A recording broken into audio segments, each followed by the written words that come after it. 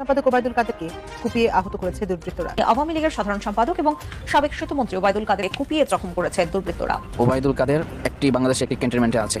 ওবায়দুল কাদের কিন্তু এখনো দেশ ছেড়ে যেতে পারেন নাই। তিনি বাংলাদেশের একটি গুরুত্বপূর্ণ ক্যান্টনমেন্টে আশ্রয় আছেন। যশোর ক্যান্টনমেন্টে লুকিয়ে আছে ওবায়দুল কাদের। ওবায়দুল কাদের যশোর ক্যান্টনমেন্টে আছে পিনাকি দাদার। অবশেষে দেখা মিলল ওবায়দুল কাদেরের। দীর্ঘ 15 বছর ক্ষমতায় থাকার পর ছাত্র জনতার আন্দোলনে পদত্যাগ করেছেন শেখ হাসিনা এবং পালিয়ে গিয়েছেন ভারতে। তবে আওয়ামী লীগের বেশ কিছু হেভিওয়েট নেতারা পালাতে পারেননি। 39 জনের বড় পর্যায়ের নেতা যারা 39 তাদেরকে তো আমরা গ্রেফতার করেছি, যারা মামলার 1 নম্বর 2 নম্বর আসামি, এবং প্রতিদিনই আপনি দেখবেন যে রাঘব গোয়ালজার তাদেরকে আমরা ধরতেছি। আসসালামু আলাইকুম রহমতুল্লাহ, সবাই কেমন আছেন? আশা করি সবাই অনেক ভালো এবং সুস্থ আছেন। সবাইকে স্বাগতম জানাচ্ছি আমাদের আরেক নতুন ভিডিওতে। প্রতিদিনের মতো আমি আপনাদের রিয়াদ ফারুকি আবারও চলে আসলাম নতুন একটা ভিডিও নিয়ে।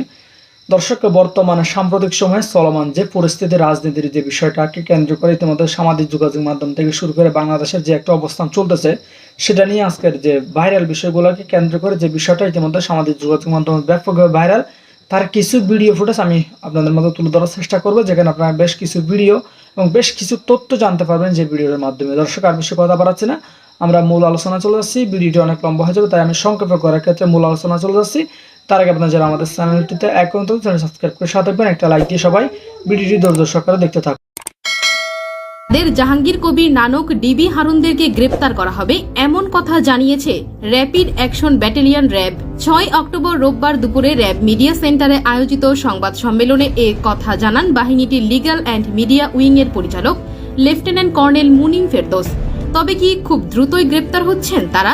বৈষম্য বিরোধী ছাত্র আন্দোলনে ছাত্র জনতার ওপর হামলার অভিযোগে সাবেক মন্ত্রী, এমপি সহ আইনশৃঙ্খলা বাহিনীর বেশ কিছু সদস্য গ্রেপ্তার হলেও এখনও ধরাছোঁয়ার বাইরে আছেন আওয়ামী লীগের অনেক হেভিওয়েট নেতা ও আইনশৃঙ্খলা বাহিনীর বড় বড় কর্মকর্তারা। এসব নেতা ও পুলিশ কর্মকর্তাদের গ্রেপ্তারে র্যাব কাজ করছে বলে জানিয়েছেন লেফটেন্যান্ট কর্নেল মুনিম ফেরদৌস। কাদের, নানক ও হারুন প্রসঙ্গে সাংবাদিকদের প্রশ্নের জবাবে তিনি বলেন, তাদের বিষয়ে আমাদের কাজ চলমান, তথ্য পেলেই গ্রেপ্তার করা হবে। বর্তমানে পুলিশের 90 জনেরও বেশি কর্মকর্তা এজাহারভুক্ত অভিযুক্ত। র্যাবের মধ্যে এমন কেউ অভিযুক্ত হয়েছে কিনা জানতে চাইলে তিনি বলেন, আমাদের র্যাবের কোনো সদস্য পালিয়ে যায়নি। অন্যান্য বাহিনীতে হলেও র্যাবের কোনো সদস্য কর্মবিরতিতে যায়নি। র্যাবে 8টি বাহিনী থেকে সদস্য আসে। র্যাবের 10,000 সদস্যের মধ্যে প্রায় 44% পুলিশ বাহিনী থেকে এসেছে। র্যাবে কোনো সমস্যাই ছিল না। ছাত্র জনতার উপর র্যাব কখনোই প্রাণ নেওয়ার গোলা ব্যবহার করেনি। আমরা ছাত্র জনতার আন্দোলনের সঙ্গে ছিলাম এবং গণ অভ্যুত্থান সফল করতে কাজ করে যাচ্ছি। বৈষম্য বিরোধী আন্দোলনে প্রাণ নেওয়ার জড়িতদের গ্রেপ্তারে র্যাবের ভূমিকা জানতে চাইলে র্যাবের এই কর্মকর্তা বলেন, গত 5ই আগস্টের পর এখন পর্যন্ত র্যাব 1070 জনকে গ্রেপ্তার করেছে। এরই মধ্যে সরকারের উচ্চ পর্যায়ের 39 জন রয়েছেন। পাশাপাশি হাতিয়ার হাতে ছাত্র জনতার উপর গোলা চালানোর ঘটনায় 15 জনকে গ্রেপ্তার করা হয়েছে, যাদের ভিডিও সামাজিক যোগাযোগ মাধ্যমে ছড়িয়ে পড়েছে। তিনি আরো বলেন, আমরা নেতৃস্থানীয় রাজনৈতিক নেতা থেকে শুরু করে উচ্চ পর্যায়ের অনেককে গ্রেপ্তার করেছি। এছাড়া আমরা বিপুল পরিমাণ হাতিয়ার ও গোলা উদ্ধার করেছি। র্যাব যদি কখনো কারো কাছ থেকে কোনো তথ্য পায় তাহলে অবশ্যই ব্যবস্থা নেবে। র্যাব সবসময় সাধারণ মানুষের পাশে আছে। উল্লেখ্য, আওয়ামী লীগ সরকার পতনের 2 মাস পেরিয়ে গেলেও ওবায়দুল কাদের দেশে আছেন নাকি পালিয়ে গেছেন এ নিয়ে সুস্পষ্ট প্রমাণ এখনো পর্যন্ত কেউ দিতে পারেনি। তবে সামাজিক যোগাযোগ মাধ্যমের আলোচিত মুখ পিনাকি ভট্টাচার্য ওবায়দুল কাদেরের অবস্থান নিয়ে সম্প্রতি একটি পোস্ট দিয়েছেন, যার ফলে সাবেক মন্ত্রীকে নিয়ে নতুন করে আলোচনা শুরু হয়েছে।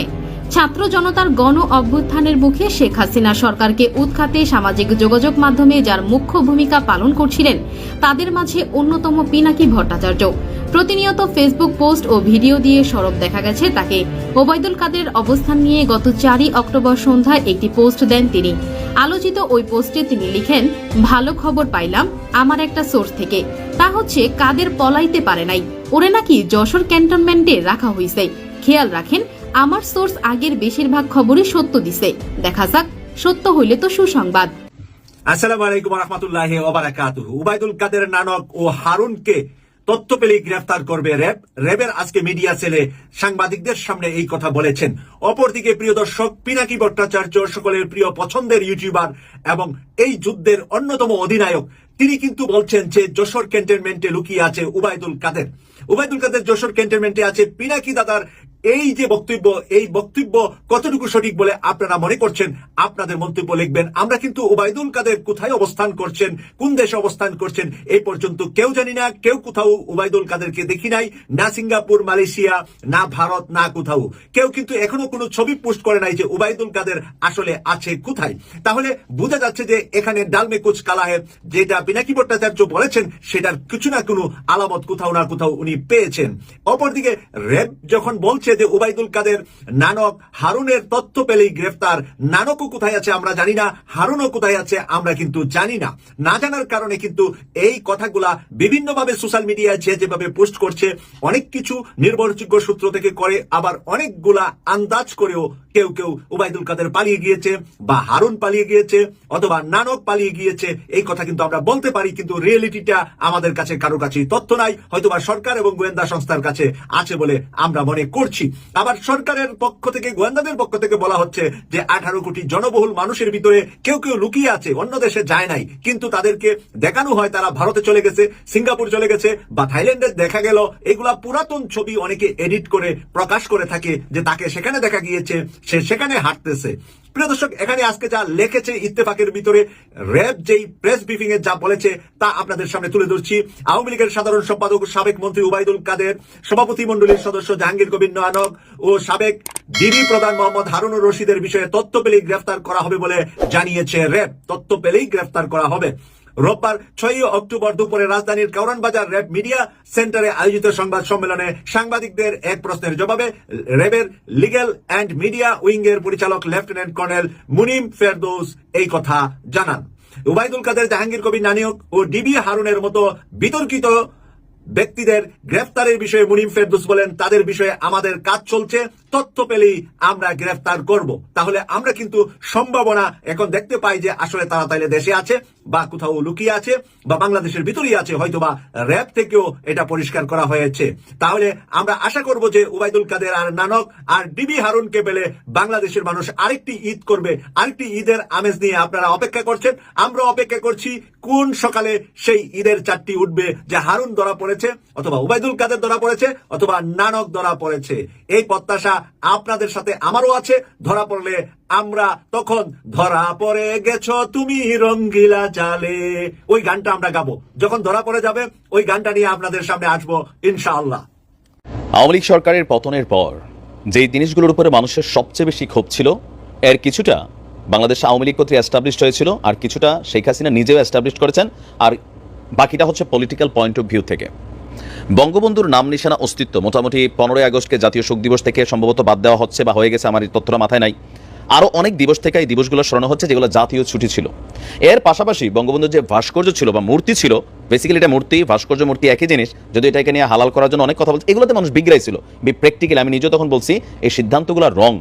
আচ্ছা, সেগুলো ভাঙচুর মোটামুটি হয়ে গেছে, আর নাই টাইলস টুলসে যে ছবি ছিল সেগুলো ভাঙচুর করে ফেলছে বিপরীত দলের মানুষ বা যারা বা অপেক্ষায় ছিল যে কখন এই কর্মকাণ্ডগুলো করতে পারে।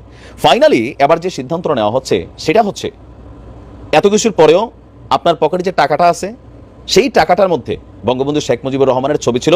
ইচ্ছাই হোক অনিচ্ছাই হোক, যারা আওয়ামী লীগের হ্যাটার্স আছে, বঙ্গবন্ধুর হ্যাটার্সও আছে, কিন্তু এই টাকার কিন্তু আসলে ভালোবাসা ছিল, কারণ এটাতে ছবি থাকুক এটা ফ্যাক্ট করে না। বাট এটা নিয়েও দীর্ঘদিন আলোচনা চলছিল। এবার মহেন্দ্রক্ষণ আসতে যাচ্ছে, যারা এতদিন চেয়েছিল যে আর কোনো কিছুতে বঙ্গবন্ধুরে দেখতে চাই না, এই কাজটাতে এবার সফলতা হয়তো আমরা খুব শীঘ্রই দেখতে পাচ্ছি।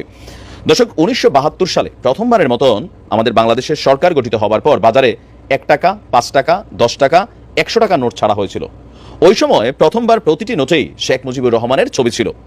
তো আফটার 75 বিভিন্ন সরকারের সময়ে নতুন নতুন নোট প্রচলনের পাশাপাশি পুরনো নোটগুলো সরিয়ে নেওয়া হয়েছিল।